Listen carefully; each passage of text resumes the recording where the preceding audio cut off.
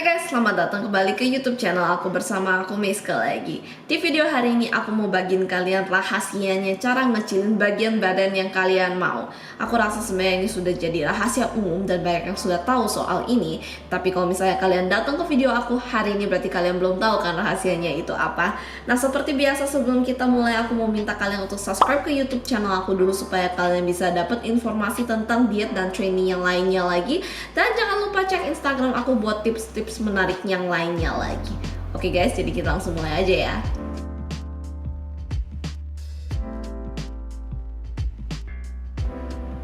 Jadi, dari pertama kali aku sharing sampai hari ini pun masih banyak sekali orang yang tanya kepadaku, "Kak, cara ngecilin lengan itu gimana sih?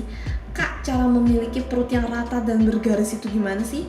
Kak, gimana sih supaya kita bisa mempunyai paha yang ramping?" Banyak yang kira jawaban kepada pertanyaan masing-masing itu adalah latihan bagian tersebut. Banyak yang ngira kalau kita mau punya perut yang rata, kita harus banyak latihan perut. Banyak yang kira kalau misalnya kita mau punya paha yang ramping, kita harus banyak latihan kaki. Tapi sebenarnya itu bukan solusinya. Biasanya kalau misalnya kita bisa memiliki perut yang sedikit buncit atau paha yang sedikit berlemak, agak berlemak, atau badan yang sedikit berlemak, itu artinya body fat badan kita itu terlalu tinggi. Dan yang kita harus nurunin adalah body fatnya itu. Kita sebenarnya tidak bisa loh ngecilin bagian tertentu doang karena badan kita memang tidak dibentuk untuk bisa spot reduce. Jadi dia tidak bisa ngecilin kayak kalian mau ngecilin lengan doang, apa perut doang, atau paha doang. Kita bisanya menurunkan massa lemak itu, body fat yang aku sebut tadi, secara keseluruhan dengan diet kita yang itu di kondisi kalori defisit. Artinya kita supply badan kita dengan makanan yang kurang dari kebutuhan kita. Nah kalau misalnya kalian belum paham kalori ini apa, kalori defisit ini apa, silahkan cek video aku yang apa itu kalori dan kalori kebutuhan. Yang kedua adalah cara menurunkan berat badan, hal yang paling penting. Di sana aku jelasin sangat jelas. Jadi sampai sini kita cukup jelaskan kalau misalnya kita mau mengecilkan bagian tersebut itu tidak bisa. Sebenarnya badan kita tidak bisa spot reduce, tapi kita bisanya menurunkan massa lemak body fatnya secara keseluruhan. Badan kita nggak bisa spot reduce. Jadi yang nentuin ngecilin di mana duluan itu sebenarnya genetik kita. Genetik kita adalah faktor utamanya. Jadi ada orang yang genetiknya lebih cepat menghilangkan lemak di perut, ada juga yang lebih cepat menghilangkan lemak di lengan, ada juga yang lebih cepat menghilangkan di paha. Nah jadi tergantung genetik kita ya. Nah tapi bukan berarti kalau misalnya genetik kalian bikin kalian susah menghilangkan lemak di perut, bukan berarti kalian tidak bisa dapat perut yang indah. Kalian pasti akan mendapatkan perut yang indah, cuma butuh waktu yang lebih lama aja. Mungkin kalian bagus yang lebih cepat menghilangkan lemak di lengan dulu, habis itu baru paha, belakangan baru perut. Nah asal kalian konsisten dan sabar, body goals itu pasti tercapai asal kalian bisa jaga diet dan latihan kalian. Kita semua juga terbentuk beda-beda kan, muka kita semua aja beda-beda, struktur badan kita pun sama. Ada yang pahanya, kakinya lebih panjang, ada yang badannya lebih pendek, ada yang tulangnya lebih besar, ada tulangnya yang lebih kecil. Nah kita semua bisa mendapatkan body goals masing-masing yang sangat indah. Aku cukup yakin dengan itu, karena kita bisa lihat lah di Instagram atau dimanapun itu sekarang, kita lihat banyak orang dengan tipe body goals yang berbeda-beda dan sangat indah kan.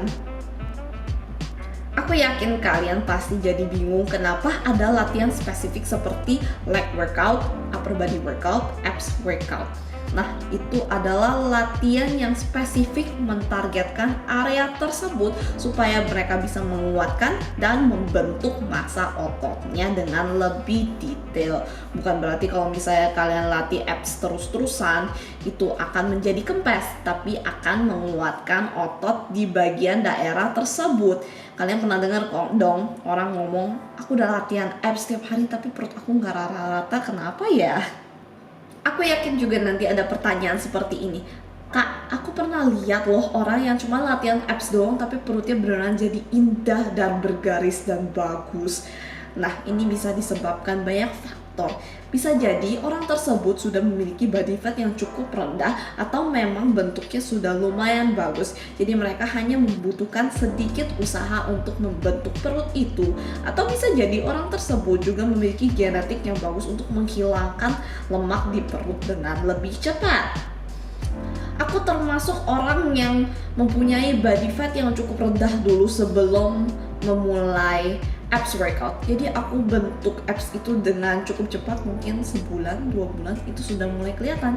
Jadi harus dilihat lagi balik ke kondisi kalian masing-masing ya, badannya seperti apa. Jadi konklusinya pada video hari ini adalah badan kita tidak bisa spot reduce. Kita tidak bisa memilih kita mau ngecilin di bagian badan kita yang dimana aja. Ini semua tergantung genetik kita. Nah kalau misalnya kita mau mengecilkan badan kita, itu butuh kita menurunkan body fat kita dengan kalori defisit. Nah tapi tentu latihan spesifik like workout, upper body workout atau accessories workout itu sangat penting untuk membentuk otot di bagian spesifik tertentu. Nah jadi kalau misalnya kalian suka video hari ini, jangan lupa di like dan kasih tahu aku dong kalian kedepannya pengen aku bikin video apa lagi. Akan aku catat seperti biasa dan semoga ya aku bisa secepatnya rekamin buat kalian semua. Oke guys, jadi kalau misalnya kalian ada pertanyaan apa lagi, silahkan juga drop di bawah atau DM aku di Instagram. Jadi see you guys in the next video.